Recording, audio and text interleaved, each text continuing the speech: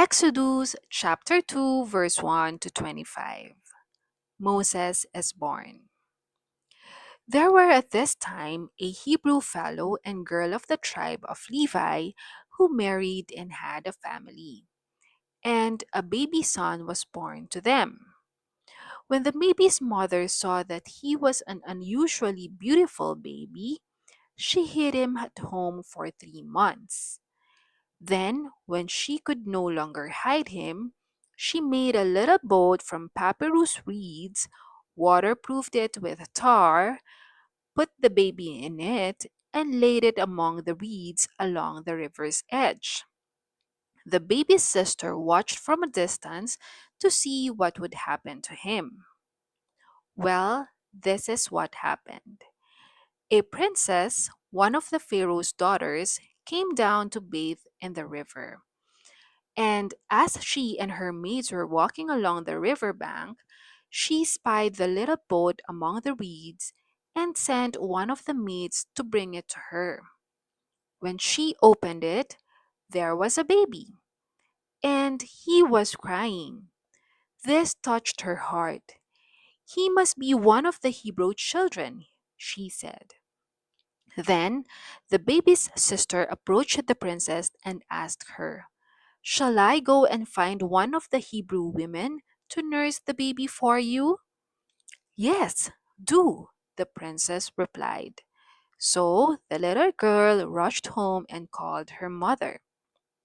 "Take this child home and nurse him for me," the princess instructed the baby's mother, "and I will pay you well." So she took him home and nursed him. Later, when he was older, she brought him back to the princess and he became her son. She named him Moses, meaning to draw out, because she had drawn him out of the water. Moses gets even. One day, many years later, when Moses had grown up and became a man, he went out to visit his fellow Hebrews and saw the terrible conditions they were under. During his visit, he saw an Egyptian knock a Hebrew to the ground, one of his own Hebrew brothers.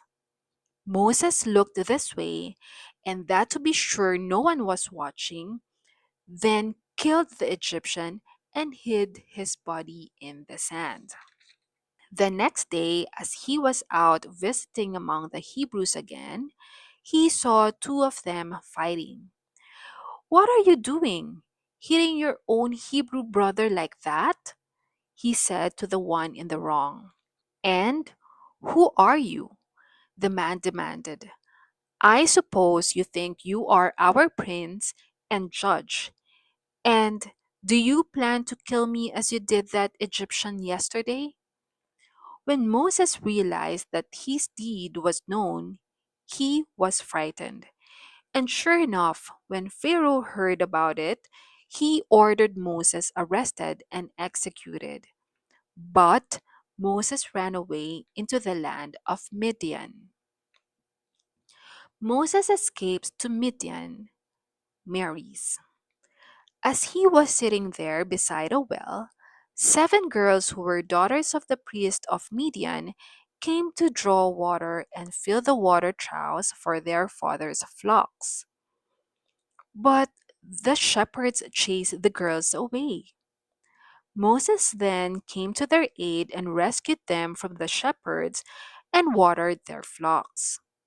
When they returned to their father Reuel, he asked, "How did you get the flocks watered so quickly today?" "An Egyptian defended us against the shepherds," they told him. "He drew water for us and watered the flocks." "Well, where is he?" their father demanded. "Did you just leave him there? Invite him home for supper." Moses eventually decided to accept Reuel's invitation to live with them. And Reuel gave him one of the girls, Zipporah, as his wife. They had a baby named Gershom, meaning foreigner, for he said, I am a stranger in a foreign land. Several years later, the king of Egypt died. The Israelis were groaning beneath their burdens, in deep trouble because of their slavery, and weeping bitterly before the Lord. He heard their cries from heaven and remembered his promise to Abraham, Isaac, and Jacob to bring their descendants back into the land of Canaan. Looking down upon them, he knew that the time had come for their rescue. I'll leave these questions with you. Kindly share your thoughts and comment below.